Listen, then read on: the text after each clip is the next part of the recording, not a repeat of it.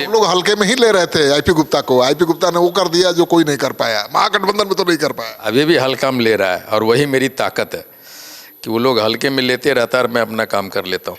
कि एक साधारण चेहरे वाले इंसान को इतना खूबसूरत साली क्यों है उस बात को इतना मजा कैसे कर रहा है खुश कैसे है? हाँ, तो उस बात को लेकर नाराजगी है कि एक काले कलूटे साधारण सा चेहरे देने वाले आईपी गुप्ता को इतनी खूबसूरत साली कैसे मिल गई, इस बात को लेकर नाराजगी।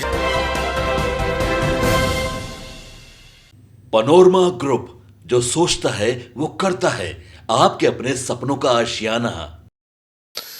नमस्कार, सिटी पोस्ट लाइव में आपका स्वागत है। मैं हूं श्रीकांत प्रत्यूष और अभी मैं बिहार के एक ऐसे विधायक से मिलवाने जा रहा हूं आपको जिसने बिहार की राजनीति में हलचल मचा दी है।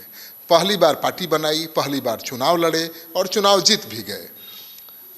आपने सुना होगा मुकेश सहनी का नाम, कितनी तेजी से उभरे थे और उसी तेजी से जमीन में चले गए। लेकिन ये विधायक अचानक कैसे अर्श से फर्श से अर्श पर पहुंचा। आईपी गुप्ता जी, का हालचाल? ठीक है बा। कैसा लगा था विधायक बन के? एकदम सामान्य सा महसूस होता है जब मैं गाड़ी में चलता हूँ और अपने मोबाइल में बिजी रहता हूँ। अब पीछे मुड़ता हूँ, देखता है 3 बॉडी गार्ड है, तो अरे हम विधायक बन गए क्या। वो विधायकी को अपने सर पे कभी आने नहीं दिया और नहीं आता। पहले जितना जैसा था उससे ज़्यादा डाउन टू अर्थ हो गया मैं। ये तो दिख रहा है कि विधायक हो गए, लेकिन लगता नहीं विधायक वाला ठरसक नहीं दिख रहा। हाँ, नहीं, नहा के जब निकलता हूँ तो मेरी वाइफ 3 बार पूछती है, कंफर्म करती है नहा लिए हो कि नहीं। तो ये ईश्वर प्रदत्त चेहरा है मेरा कि सामान्य घर में पैदा लिया। अब उस सामान्यता वाला जो चीज़ें होती है मेरे चेहरे पे, मेरे पर्सनालिटी पे, मेरे बातचीत पे हमेशा दिखता है। और इसके लिए लोग हल्के में ही ले रहे थे आईपी गुप्ता को। आईपी गुप्ता ने वो कर दिया जो कोई नहीं कर पाया, महागठबंधन में तो नहीं कर पाया। अभी भी हल्का में ले रहा है और वही मेरी ताकत है कि वो लोग हल्के में लेते रहता है और मैं अपना काम कर लेता हूँ। कौन हल्के में ले रहा है, सरकार या महागठबंधन? नहीं, विधानसभा में तो बता दिया गया कि हल्के में आप नहीं ले सकते मुझे। लेकिन मैं चाहता हूँ कि हमारे जो सहरसा विधानसभा है और हमारे जिस लड़ाई को लेके, तांती तत्व का आरक्षण को लेके, गेटवे ऑफ बिहार बनाना, सहरसा को तांती तत्वा को आरक्षण दिलवाना, ये अब मेरे जीवन का लक्ष्य रह गया। तो कैसे दिलाइएगा? विपक्ष में रह के तो संभव नहीं है, इसके लिए तो आपको आना पड़ेगा एनडीए के साथ। अच्छा, एक बात बताइए, ये कौन कहता है कि विपक्ष में रह के संभव नहीं है? ये संभव विपक्ष और पक्ष में रहने से नहीं होता, ये संभव होता है संघर्ष से, ये लड़ाई से। और वो लड़ाई जब तक जारी रहेगी, और ये लड़ाई मैं बिहार से लेके पूरे देश में ले जा रहा हूँ। जहाँ से कानून बनता है उनको मजबूर कर दूंगा कि आपको आरक्षण देना पड़ेगा तांती तत्वा। वही रूप में आइएगा का जो 12 साल आंदोलन चला रहे थे, हिला देते थे, लाखों लोगों को जुटा देते थे। गांधी मैदान पहली बार लालू जी के बाद भर दिया। देखिए, मैं सड़क का आदमी हूँ और मेरा मकसद है कि आप लोहिया जी के वक्तव्यों को अगर आप देखेंगे, महात्मा गांधी को अगर आप ठीक से पढ़ेंगे, तो उन्होंने कहा था कि सड़क से सांसद तक नहीं जाना है, सांसद को सड़क पे ले आना है। तब मेरा मकसद ये है कि सांसद विधानसभा सड़क पे कैसे आए। संघर्ष मेरा जीवन है, मुझे वही मज़ा आता है। गुप्ता जी, मैं 35 साल से मीडिया में हूँ, मैंने नहीं देखा है आपके जैसा अचानक उभरते हुए नेता को। मैं मुकेश सहनी को देखा है, लेकिन उनको भी समय लगा। आप पहली पार्टी बनाए, पहले झटका में मार दिए बाजी जी। तो अचानक तो देख लो, बता दिक्कत तो इन है, या आप लोग नहीं देखे कि हम सड़क पे 1 साल थे?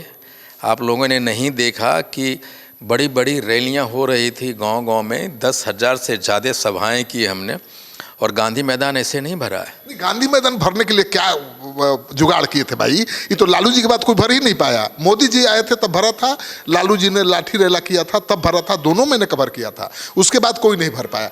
आपने क्या जुगाड़ किया, कितना खर्चा किया भाई? देखिए, खर्चा और पस और पैसा से कभी गांधी मैदान नहीं भर सकता।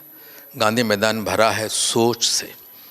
और हम अपने लोगों में ये कहा कि ये एक नारा दिया हमने कि सोचो, करो, कर सकते हो। ये नारा मैंने आदरणीय बाबा साहब के उस नारे से लिया जिसने कहा कि पढ़ो, संघर्ष, शिक्षित बनो, संगठित हो और संघर्ष करो, वहाँ से लिया। और एक नारा हमने और दिया था जो मैंने नेताजी सुभाष चंद्र बोस से लिया कि तुम मुझे खून दो, मैं तुम्हें आज़ादी दूंगा। मैंने कहा तुम मुझे 2 दिन दो, मैं तुम्हें आरक्षण ला के दूंगा। और उन्होंने मुझे 2 दिन दिया, गांधी मैदान भर दिया। अब वो 2 दिन के बाद उन्होंने तीसरा दिन भी दिया कि पहला शायद नेता हूँ जो वोट कन्वर्सन रेट बिहार के इतिहास में पहली बार सबसे हाईएस्ट है। लेकिन बहुत खतरा भी है इसमें। लोगों ने आपका दिल खुल के साथ दिया है, अपना सत्तू और आटा लेकर के आपके रैली में भाग लिया है, तो उम्मीदें भी बहुत बड़ी है गुप्ता जी। बिल्कुल, और मैं कहता हूँ कि वो उम्मीद इतनी बड़ी है, इसीलिए मैं डाउन टू अर्थ भी हूँ, मैं जानता हूँ। और हमारा जीवन का एक ही लक्ष्य है।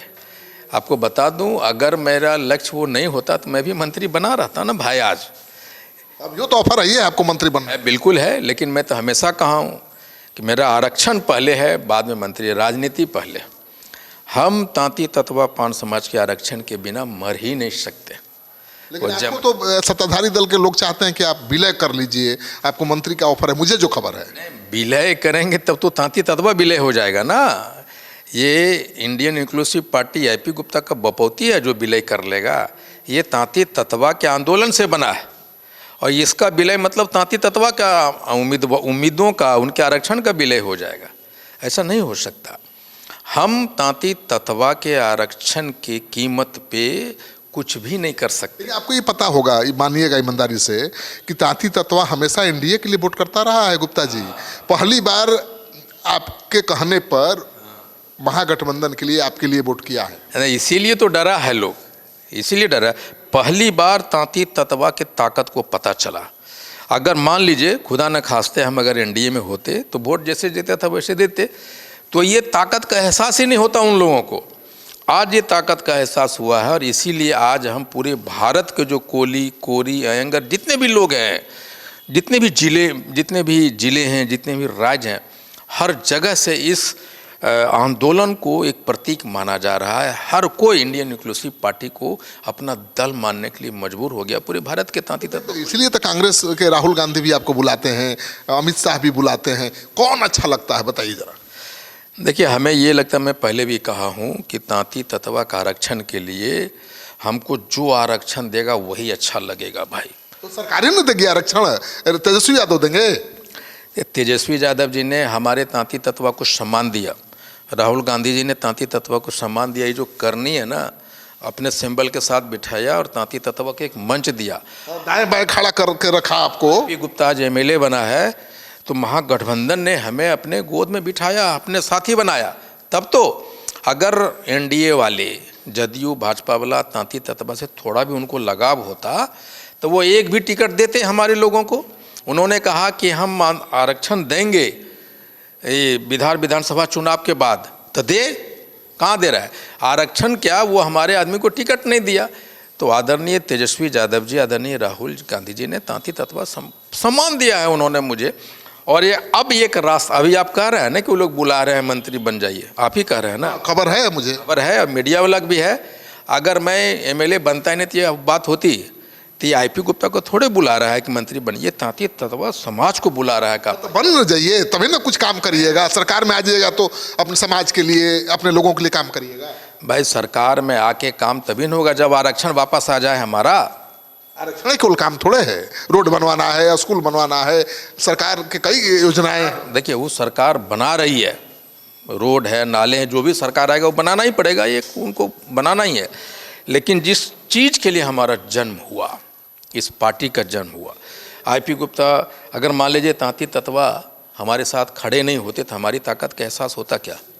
फिर ये लोग हमको पूछते क्या, इतना तो क्यों नहीं पूछ रहे थे? तो तांती तत्वा के ताकत से आईपी गुप्ता बना है। मुकेश सहनी और आप में समानता एक दिखाई दे रही है। मुकेश सहनी मलाहों के नेता हैं, और मलाह हमेशा एनडीए को वोट देते रहे हैं। इस बार भी दे दिया एनडीए को वोट, तभी तो एक सीट पर भी नहीं जीत पाए।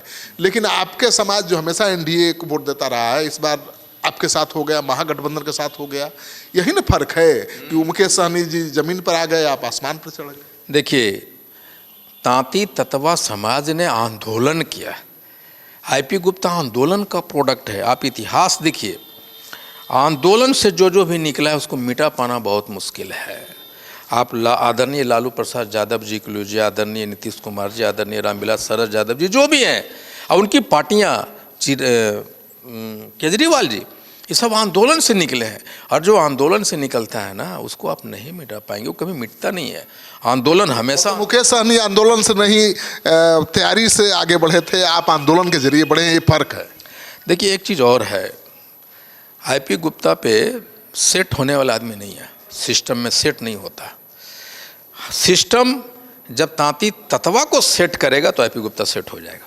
तो मुकेश सहनी क्यों ऐसे मुंह की खानी पड़ी, क्यों एक सीट भी नहीं जीत पाए और आप 3 पर लड़े, 1 जीत गए? दो चीज़ है, मैं मुकेश सहनी जी की नहीं बोलता, मैं किसी सब पे लागू होता है। अगर पॉलिटिक्स में ट्रस्ट डिफिसिट का आप शिकार हो गए, नंबर 1, अगर आपके ऊपर पार्टी के लोग, विश्लेषक, पॉलिटिकल सारे जो जमात है, अगर वो लगे कि आदमी भरोसे का नहीं है तो फिर आपके राजनीतिक खतरे में होता है। ट्रस्ट डिफिसिट का, यही ट्रस्ट डिफिसिट का केस है ना मुकेश सहनी का। मैं बात करता हूँ, ट्रस्ट डिफिसिट नंबर 1। और सामने जो आपको नेता बनाता है उसको जिस दिन लग गया कि अपने लिए जीना चालू कर गया, समाज के लिए नहीं जीना चाह रहा है, तो समाज आपके साथ नहीं होता है। तो ये 2 चीज़ का शिकार पॉलिटिशियन को बिल्कुल नहीं होना चाहिए। महागठबंधन की इतनी दुर्गति हुई, खुद मुकेश सहनी ने सिटी पोस्ट के साथ खास बातचीत में माना कि उनको डिप्टी सीएम घोषित करने को लेकर नाराजगी हुई मुसलमानों में, यादवों में, और उनका वोट नहीं मिला। ये बात तो मैं पहले ही कहा था।